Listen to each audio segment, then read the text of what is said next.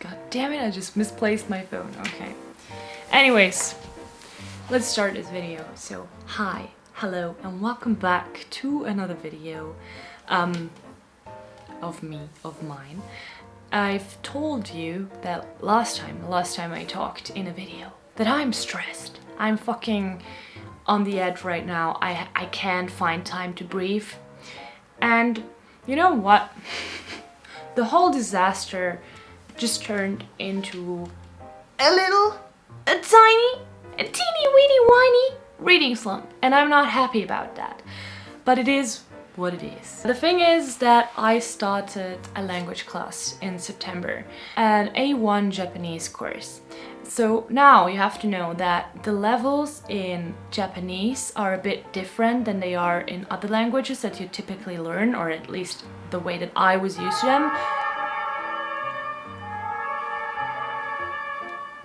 I'm used to learning like A1 level, and after that A2 level, and then comes B1 and B2 and so on. But the Japanese language course is kind of split up into 3 phases within the language level. So I just absolved the A1 phase 1 course, the course in which you are learning hiragana and katakana and like the very, very basics. Normally when you want to reach A1 level in Japanese, you have to at least take a minimum of 1.5 years for doing that. And now, I didn't realize that when I booked the course. So I booked this course like 2 months ago, and I expected it being at a slower pace actually. I thought like, okay, this is gonna be A1 phase 1, and I'm gonna have a language class like 4 days a week for a minimum of 2.5 hours a day. I thought in my head, well, that's great. So I've got plenty time to study, like plenty of time to rehearse within the course, because we're gonna have so much time, like we're there for 4 days a week. Like I just thought like this cramped time schedule meant more time to study the same thing. That's what I wanted to do. I wanted to elaborate more on the single things. What it didn't turn out to be was exactly that, and what it ended up being was the same amount of information that you usually get in half a year crammed into 3 weeks. And I was like, fuck, I kind of got the whole idea backwards, I think. And obviously you can say like, how did you not make this connection? I couldn't answer that. Like, I don't know. In my head it made sense. Less time meant more time. I don't know how that. Anyways, now that's why I got a bit stressed, because I didn't do anything else but studying Japanese for the past 3 weeks. But now it's over and I feel burned out. I feel really, really stressed for no reason, because it's now over. But I know that university is starting soon, so I have to get back to studying quite actually immediately. Like tomorrow I should start studying again. So I know I will not have a lot of time. What do I do when I don't have a lot of time? I have to cut things from my life. And well, this could be a goodbye YouTube video, but it's not. No, YouTube is not a thing that I would like to cut from my life. I just have to make it work around the schedule that I can. Like, I can only deal with what I can deal with. I am a human being. I cannot post every single week, I guess. Because that shit is overwhelming. Why am I telling you this? All in all I wanted to say with that is that I'm not reading. I'm not reading right now. I haven't really read anything this month. I am halfway through Baracoon, and I've started that book like 3 weeks ago or something. I'm on page 100, and let me tell you, it's not a big book. Like, it has less than 200 pages, and it has like an appendix, so that's 170 pages in total actually, and then it has like a 49 page foreword, which you could like skip, by the way, if you're thinking about reading this book. It gives you some background. I read it. It gives you some background information on the time period and on who Zora is. By the way, I'm just gonna... That is Baracoon. If you're not familiar with who that is, like, not Baracoon. Baracoon is just the place where the slaves used to sleep. This is the story of the lost slave that was shipped to America from Africa, and Zora Hurston was a journalist, and she did an interview with him around 1927. Like, it's not something that you're used to reading as an interview. It's more him just talking about his experience in quite short chapters.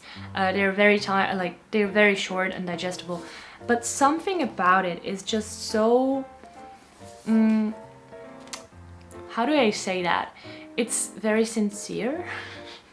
It is something that I just wasn't able to read while I was trying to study for something hardcore, if you get what I'm trying to say. It's super interesting, it's fascinating. I'm gonna finish it this month probably still, but I do think that fiction would have been a better fit for me this month. Yeah, I think that just kind of burned me out.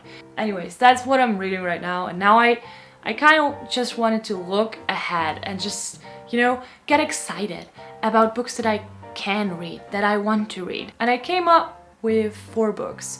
4 books that I would like to read over the course of 2 months. I would like to have some free juggling space so that I can decide to read something else in between. But nonetheless, like, talking about these books does get me excited and does make me excited to read. So the first book that I'm gonna put into my TBR list for October and November is still going to be Imaginary Friend. This was also part of my summer TBI. I just didn't really get around to reading this. Well, I think it's about a child and his imaginary friends, or her imaginary friends. I actually don't know shit about this book. I just know that it's by Chbosky, who also wrote what is it? The Perks of Being a Wallflower, and that Emma Watson likes it, apparently, because it's like there's a quote of hers on the cover. And well, that's enough for me to give it a shot. Also, I've already talked about it, so I'm gonna keep it short. Still want to read this, hope that this time around I will get to do so. Next up, I've got The Turn of the Key by Ruth Ware, which was, I think, the book of the year, the thriller book of the year for 2019, if you're going off Goodreads awards, and heard many people say that they've enjoyed it. Don't know what to think of it yet, because I basically don't know anything about the story. Please don't tell me. I like to go into books not knowing what they're about, which makes it hard sometimes to talk about them in a TBR version, but I'm still excited to read it. Like, I want to know, does that, like, is it hyped because it's really good? Or is it like just a mass hype and everybody was just like jumping on a train? So yeah, I'm excited to find out. Then I have something that I actually can talk about a bit more because I've already read it, and that is Neale Gaiman's The Graveyard Book. Like, I've listened to an audiobook, then I've read it, and I think I'm in the middle of a graphic novel version of this one, but you know, I've put it down like several years ago, so I can't really say that I'm in the middle of it, but I'm in the middle of it. Well, I thought that it just felt right. It felt the right amount of comfortable, but also spooky, because I know it's dark. I know it has some dark sides to it. Like, the beginning is gruesome, but I just love the characters. I love Nobody Owns. I love, like, I just love the aesthetic of his writing, and so I picked up The Graveyard Book, and I feel like that was the right decision. By the way, this is a gorgeous edition. It has like some paintings in there. Does it? Yeah, like it's an illustrated version, and a friend gave me that like for my last birthday, so I feel like it's also appropriate to finally read the birthday present now, since it's a year old. Last but not least, this is a very quick video, I hope you don't mind, but this is H.P. Lovecraft's Das Ding an der Schwelle. I'm gonna look up the English title and see if there is even one, because I don't remember. It's short stories. I've never read anything by H.P. Lovecraft. I just think that I need to, since I am like a fan of horror.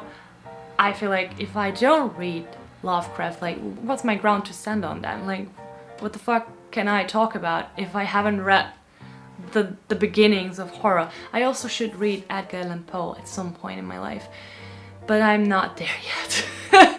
I don't know, those are projects for, you know, the future. But well, there are like 6 short stories in here, and I think, personally, I don't like short stories, but the experience with short stories and horrors that I had so far were that horror comes off well in short stories. It does work fantastically with not being explained too much, not being dragged out too long. So short stories and horror, to me they are a good fit. So that's why I still am excited about this, even though I know for a fact that I don't like short stories all that much. But it worked out for me, by the way, with Roald Dahl. With his short stories, they are also on the creepy side, and I think you could say that they're horror slash thriller slash, like, at least they are uncomfortable. So will that be true for this one? I will find out and I will let you know. So that was a quite short one. I'm really not used to talking so little. But thank you nonetheless for watching if you did, and I will see you at another time in another video. Bye.